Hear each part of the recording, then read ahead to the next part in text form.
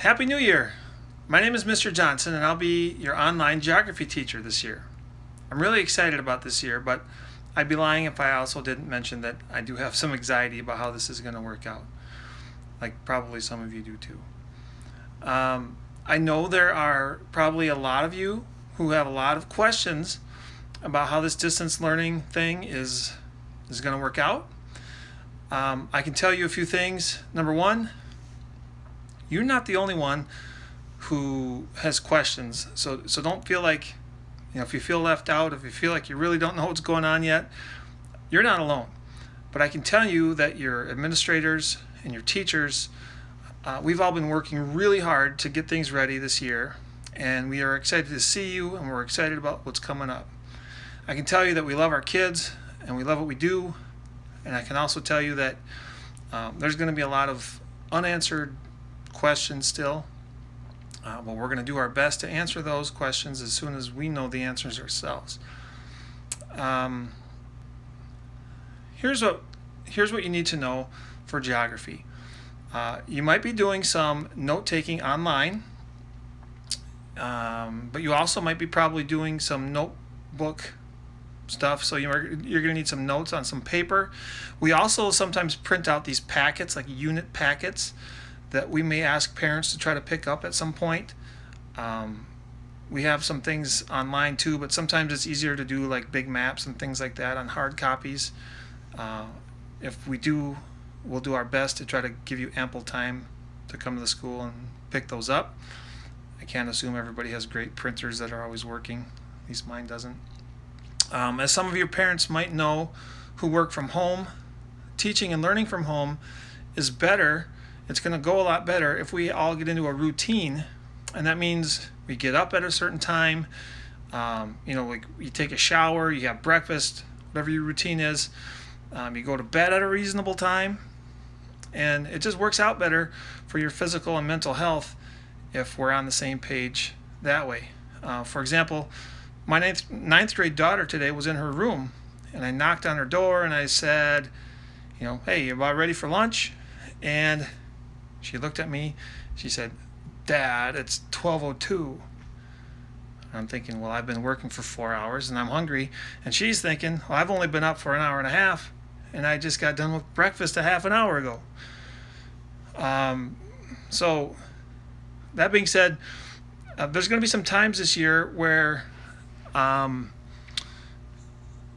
maybe what you experienced last spring is going to be a little bit different. So we're going to be requiring some live teaching and learning.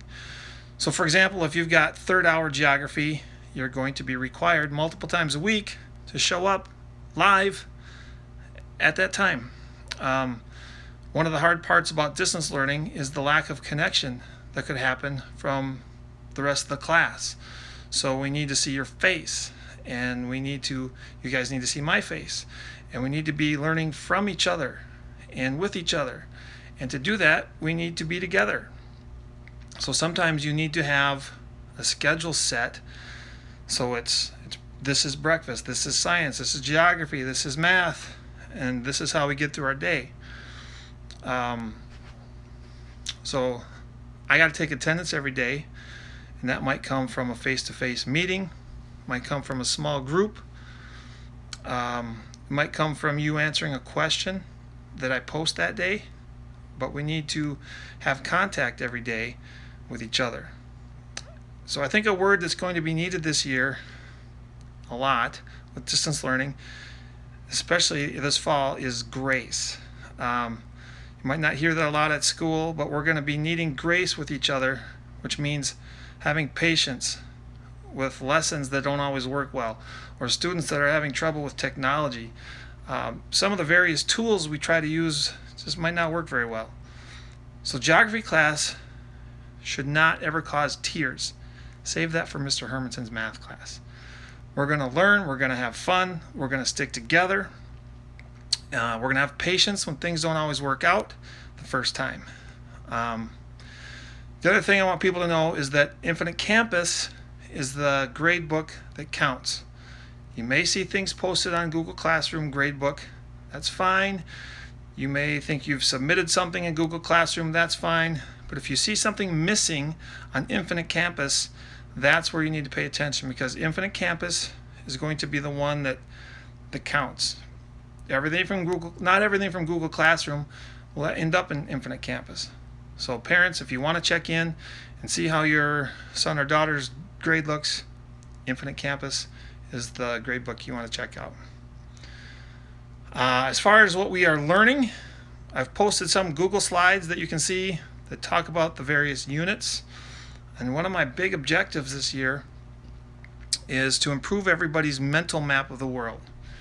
So when you hear the name of a country, you can picture what that's like or where it is. What are the people like there? And it's true, yeah, you can Google these things, but you're not always at a computer, and it's better to just be able to understand the world without having to Google everything. And just know, Canada's that way, Mexico's this way, Russia's over here. So you're going to be working, I'll be working with the other geography teachers in school, and we're going to be doing almost all the same things that they're doing, but just in a different format. Let's see, I do have office hours posted. Right now I'm thinking that'll be like from 9 in the morning until 10 in the morning. That'd be a time for anybody to try to get a hold of me.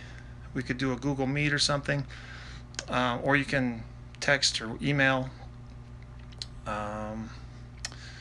One of the things that happened last year is that students were working at crazy hours, and I was getting emails and things like at 2 in the morning, and kids were up all the time.